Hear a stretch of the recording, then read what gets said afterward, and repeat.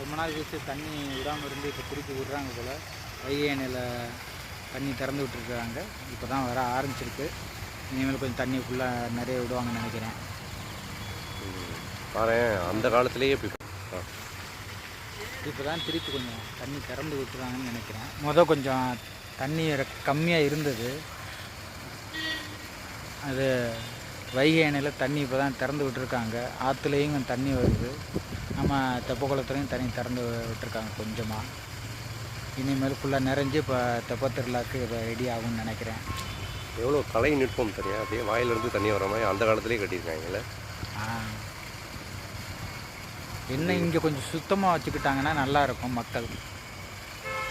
இதில் வர்ற தண்ணி கிட்டத்தட்ட ஒரு 1/2 கிலோமீட்டர் அந்த பக்கத்துலேருந்து ஆற்றுலேருந்து அண்டர் கிரவுண்ட் வழியாக இந்த தண்ணி அந்த காலத்திலே பண்ணியிருக்காங்க. ஸோ இவ்வளோ பெரிய ஒரு பெருமைப்பட வேண்டிய விஷயங்கள் நம்ம நாட்டில் நம்ம மதுரையில் இருந்திருக்கு. பெருமைப்படுவோம்.